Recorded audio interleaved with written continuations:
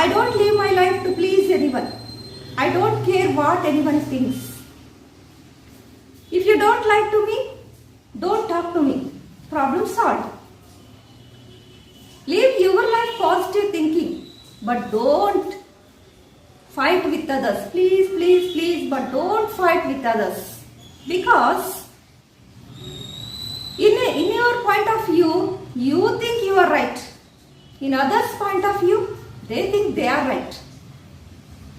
ఒక పర్యాయం స్వామి వివేకానంద గారు ఒక కాలువ గట్టుల మీద నడుస్తూ వస్తుండగా కొంత దూరంలో ఒక వ్యక్తి స్పృహ తప్పి పడిపోయి ఉండటం గమనించారు.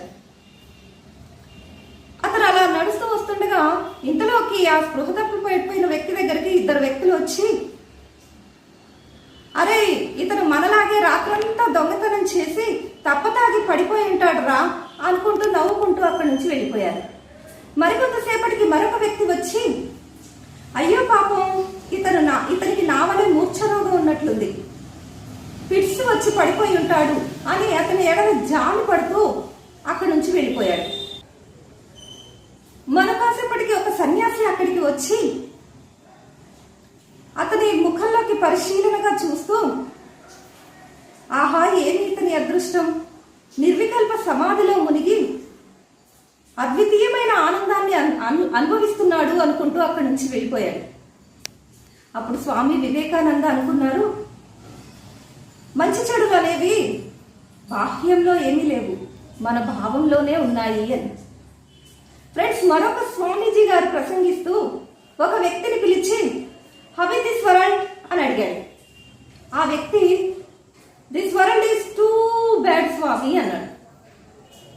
అలాగా అని మరొక వ్యక్తిని పిలిచి, హౌ ఇస్ దిస్ వరల్డ్ అని అతన్ని అడిగాడు. అతడు, this world is so beautiful స్వామి అన్నాడు. అప్పుడు ఈ స్వామీజీ చెప్తున్నారు, పచ్చకామర్ల వాడికి లోకమంతా పచ్చగానే కనిపిస్తుంది, మంచి చెడులు అనేవి బాహ్యంలో లేవు, మన అంతరంగంలోనే ఉన్నాయి అని. చూసారా ఫ్రెండ్స్? కానీ ఇక్కడ ఒక చిన్న సూక్ష్మమైన విషయం ఒకటి చెప్పాలని ఆశపడుతున్నాను. టైటానిక్ ఓడ గురించి అందరికీ తెలుసు కదండి.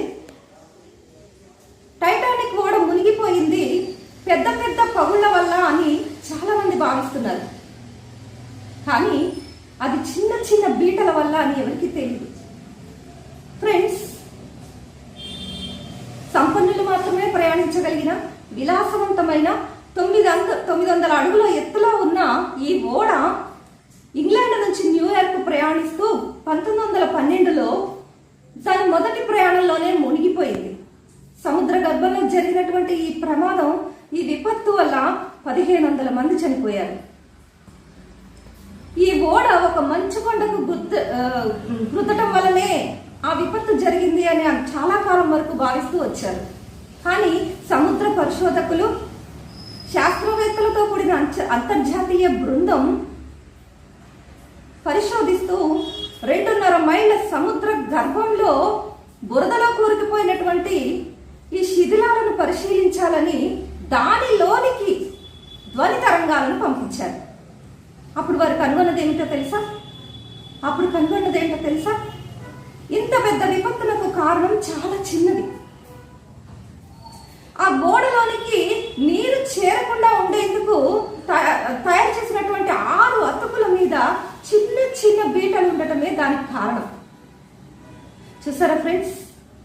కనిపించకుండా ఉన్నటువంటి చిన్న చిన్న బీటల వల్ల అంత పెద్ద ఓడ ప్రమాదానికి గురి కావటమే కాకుండా దానికి ఉన్న పేరు ప్రతిష్టలు కూడా నాశనం చేశాయి.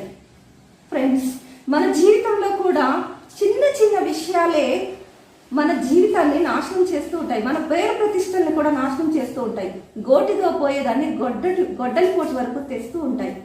ఇలాంటప్పుడే మనం జాగ్రత్తగా మసులుకోవాలి.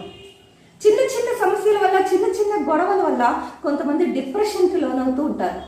ఇలాంటప్పుడే ధైర్యం వహించి నిన్ను నువ్వు ఇలా ప్రశ్నించుకోవాలి, నాకు ఇంతకంటే ఏం జరుగుతుంది, ఇంతకన్నా చెడు ఏం జరుగుతుంది, ఇంతకన్నా బాధలు పడేవారు లేరా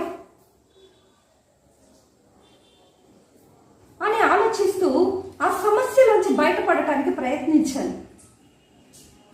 ఆ సమస్యను ఎదుర్కోవటానికి సిద్ధపడాలి. నిన్న కదా పడిపోయావు, నేడు లేచి నిలబడతావు, రేపు నిలదొక్కుంటావు.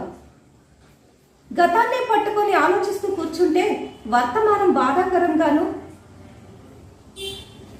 భవిష్యత్తు అగమ్య గోచరంగాను మారుతుంది. అందుకే గులాబీకి ముళ్ళు పొదలున్నాయని భావించే కంటే ముళ్ళ పొదలకు గులాబీలున్నాయని సంతోషించండి అంటారు బివి పట్టాభిరామ్ గారు. ఫ్రెండ్స్, ఇది పాజిటివ్ థింకింగ్ కాదా? This is the positive thinking. Once a bird asked a bee, after constant hard work, you prepare honey, but a man comes and steals it. Don't you feel sad? Wonderful reply by bee. Never.